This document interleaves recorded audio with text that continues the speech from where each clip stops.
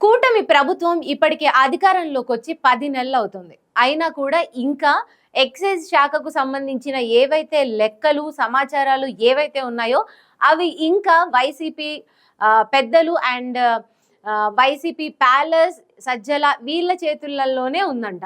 ఎందుకు అంటే అక్కడ బెవరేజెస్ కార్పొరేషన్ ఏదైతే ఉందో అందులో సజ్జల పెట్టిన కంపెనీ విశిష్టానే ఇప్పటికీ అధికారాన్ని మొత్తం చెలాయిస్తోంది. దానికి బ్రెవరేజెస్ కార్పొరేషన్ లో ఉన్న కొంతమంది అధికారులు కూడా హెల్ప్ఫుల్ గా ఉంటున్నారంట. ఇదంతా ఏంటి అని అంటే ఆల్రెడీ కూటమి ప్రభుత్వం వచ్చేసింది 9 months 10 months అవుతుంది. అయితే ఇప్పుడు ఈ విశిష్ట కంపెనీ ఏదైతే ఉందో ఈ కంపెనీ ఈ బెవరేజెస్ కార్పొరేషన్ లో జరిగే లెక్కలు, అవకతవకలు లేకపోతే కొన్ని సెటిల్మెంట్స్ ఏవైతే ఉన్నాయో అవన్నీ డైరెక్ట్ గా వైసీపీ ప్యాలెస్ కి అండ్ సజ్జల రామకృష్ణారెడ్డికి చేరవేస్తుందంట. ఎందుకంటే విశిష్ట కంపెనీని బెవరేజెస్ లో పెట్టింది ఆయనే. యాక్చువల్లీ బెవరేజెస్ కార్పొరేషన్ లో విశిష్టాన్ని పెడుతున్న టైంలో కార్పొరేషన్ ఎండి వాసుదేవ్ రెడ్డి ఆయన అస్సలు ఒప్పుకోనంటే ఒప్పుకోలేదంట. ఈ ఒప్పుకోకపోయినా కూడా సజ్జల ఏదైతే ఉందో ఆ ఒత్తిడితో ఆయన ఇంకా లాస్ట్కి ఒప్పుకున్నారు. ఇప్పుడు విశిష్ట కంపెనీయే వైసీపీ హయాంలో కానీ ఇప్పుడు టీడీపీ వచ్చిన అంటే ఈ కూటమి ప్రభుత్వం వచ్చిన ఈ 9 months 10 months నుంచి కూడా విశిష్టాన్ని చూస్తోంది ఇదంతా. ఇప్పుడు ఇదంతా ఎందుకు వచ్చింది బయటికి అని అంటే మొన్న అక్టోబర్ 25, 2024లో మొత్తం ప్రభుత్వం మద్యం దుకాణాలన్నీ క్లోజ్ అయిపోయాయి. ఆ క్లోజ్ అయిపోయినప్పుడు షాప్స్లలో వాటిలలో మిగిలిపోయిన మద్యం 50 కోట్ల రూపాయలకు ఉంది. ఈ మద్యం డిపోలకు చేరిందంట. కానీ ఏ షాప్ నుంచి ఎంతెంత మద్యం ఎన్ని డిపోలకు వెళ్ళింది అనే లెక్కలు ఏమీ తేలలేదంట. ఈ తేలకపోగా అండ్ ఇప్పుడు ఇంకా బెవరేజెస్ కార్పొరేషన్ ఎంత ఆర్డర్ చేస్తోంది. ఇప్పుడు మద్యంది ఎలా ఉంటుందంటే ఒక సైకిల్ బెవరేజెస్ కార్పొరేషన్ ఈ డిస్టిలరీకి మద్యం ఇంత తయారీ కావాలి, మాకు ఇంత నీడ్ ఉంది అని ఒక ఆర్డర్ ఇస్తుంది. డిస్టిలరీలో మద్యం తయారవుతుంది, అక్కడి నుంచి డిపోలకు వెళ్తుంది. ఈ డిపోల నుంచి షాప్స్కి కానీ బార్స్కి కానీ వెళ్తుంది. ఇదంతా ట్రాకింగ్ చేయడానికి ఇదంతా ఒక ప్రొసీజర్ అనమాట.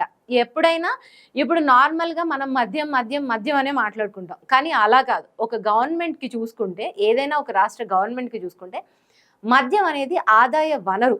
అక్కడి నుంచి ఇప్పుడు ఎంతో మంది ఉచిత మద్యం అని లేకపోతే మద్యం దాన్ని ఏమంటారు క్లోజ్ చేస్తున్నామని మద్యపాన నిషేధం అని కూడా అన్నారు. కాకపోతే మద్యపాన నిషేధం చేయలేరు.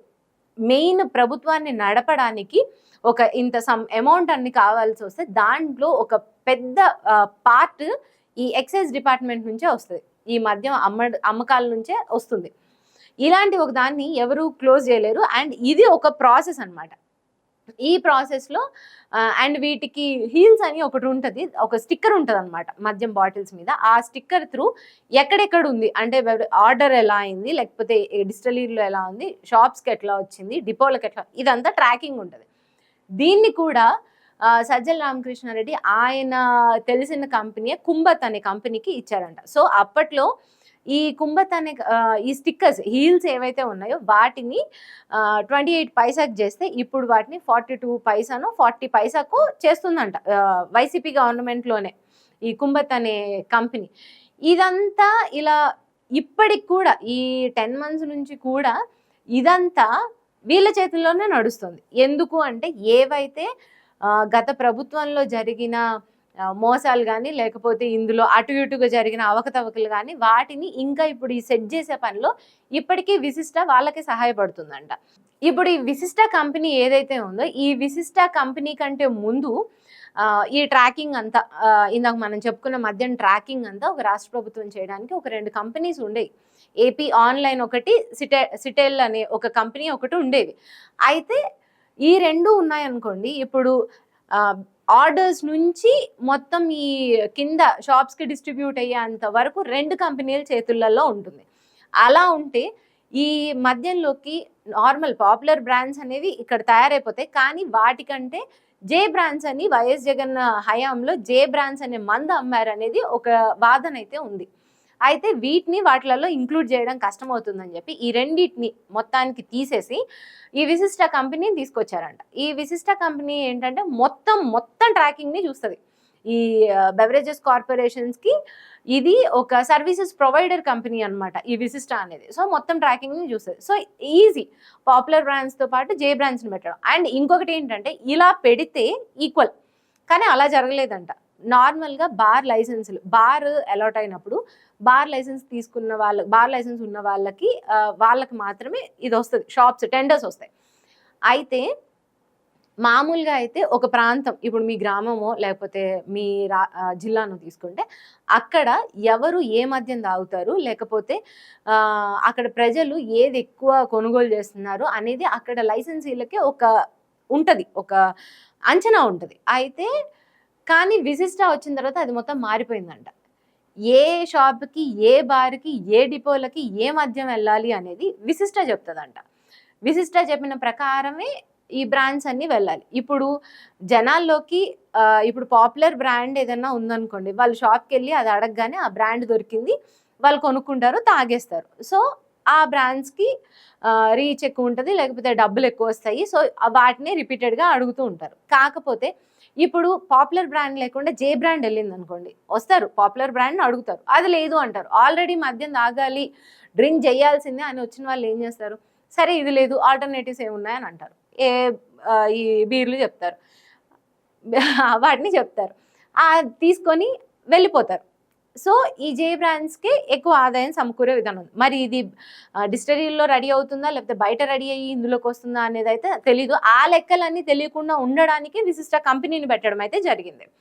అండ్ ఇదంతా విశిష్ట కంపెనీ త్రూ చేశారు. అండ్ ఇప్పటికి కూడా విశిష్ట కంపెనీ అయినా, బెవరేజెస్ కార్పొరేషన్ అయినా, ఇంకోటి ఏంటంటే బెవరేజెస్ కార్పొరేషన్కి ఒక సర్వీసెస్ని ప్రొవైడ్ చేయడానికి విశిష్టాన్ని పెట్టలేదు, విశిష్ట చేతిలోనే బెవరేజెస్ కార్పొరేషన్ని పెట్టారంట. అప్పటి సజ్జలకి సకల శాఖల మంత్రి అని కూడా పేరుంది.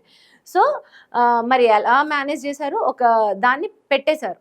అప్పుడు beverages corporation MD Vasudev Reddy కూడా దీన్ని బలంగా అపోజ్ చేశారు, కానీ ఆయన వల్ల కాలేదు. లాస్ట్కి విశిష్ట ఇందులోకి వచ్చేసింది.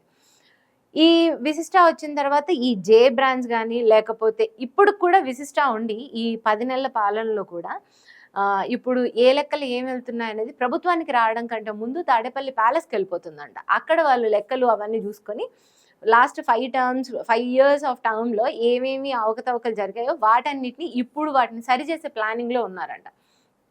ఆల్రెడీ లిక్కర్ స్కామ్ గురించి ఎంత ఇష్యూ అవుతుందనేది తెలుసు మనకి. అండ్ ఇప్పుడు ఈ ఆంధ్రప్రదేశ్లో ఈ బెవరేజెస్ కార్పొరేషన్ విశిష్ట కంపెనీది కూడా అంతే పెద్దగా అవనుంది. అండ్ ఏదైతే ఒక ప్రభుత్వానికి ఒక గట్టి ఆదాయ వనరు ఉందో దాన్నే టచ్ చేసింది వైసీపీ సజ్జల. ఇప్పటికి కూడా వాళ్ళ చేతుల్లోనే ఉంది. అండ్ మళ్ళీ ఇప్పుడు కూటమి ప్రభుత్వం వచ్చాక అంతా కూటమి ప్రభుత్వం కనసన్నల్లోకే వెళ్ళిపోతుందని అనుకున్నారు, కానీ లేదంట. ఇప్పటికి కూడా మరి వైఎస్ జగనే ముఖ్యమంత్రిలా ఉన్నారా, లేకపోతే ఆయనే ఆదేశాలు ఇస్తున్నారా, లేకపోతే ఆయనే వీటన్నిటిని నడుపుతున్నారా? అందుకే ఇది ఇంకా సజ్జల చేతిలో ఉండి విశిష్ట కంపెనీ త్రూ లెక్కలు ఫస్ట్ డైరెక్ట్గా ప్రతిపక్షానికి వెళ్ళడం ఏంటో మరి. సో చూడాలి దీన్ని కూటమి ప్రభుత్వం ఎలా కంట్రోల్ చేయనుంది. అండ్ ఈ లిక్కర్ ఇదంత పెద్ద స్కామ్ని తర్వాత ఏ వైపు తీసుకెళ్తున్నారు. అండ్ దీన్ని ఇప్పటి వరకు కూటమి ప్రభుత్వం విశిష్ట కంపెనీని తొలగించకపోవడం వెనుకున్న రహస్యం ఏదైతే ఉందో అది కూడా తెలియాలి. ఈ కథనాన్ని మొత్తాన్ని ఆంధ్రజ్యోతి ప్రచురించింది. ఇంతకుముందు ఒక 2-3 డేస్ బ్యాక్ చూసుకుంటే మేడం సార్ మేడం అంతే అని ఉన్నతాధికారుల వైఫ్సే ఏదైతే అవినీతి ఉందో అదంతా చేస్తున్నారు అన్నట్లు కూడా ఆంధ్రజ్యోతిని ప్రచురించింది. మళ్ళీ ఇప్పుడు ఈ లిక్కర్ స్కామ్. అండ్ ఇంకొకటి ఏంటంటే 9 months 10 monthsలో కూడా కూటమి ప్రభుత్వం విశిష్టాన్ని ఎందుకు తొలగించలేదు అనేది కూడా ఒక క్వశ్చన్ మార్క్నైతే ఆంధ్రజ్యోతి లేపింది. మరి చూడాలి. మరి ఆంధ్రజ్యోతి చూసుకుంటే టీడీపీ ప్రో పేపర్, కాకపోతే ఎందుకు కావాలని ప్రభుత్వం చెయ్యలేంది అంటే ప్రభుత్వం చేతగానితనాన్నా, లేకపోతే ప్రభుత్వం ఏం చెయ్యలేనంత స్ట్రాంగ్గా విశిష్ట ఉందనా, ఎందుకు ఈ కథనాన్ని ప్రచురించింది, లేకపోతే ఇది ఎక్కడి వరకు తీసుకెళ్ళనుందనేది కూడా చూడాలి.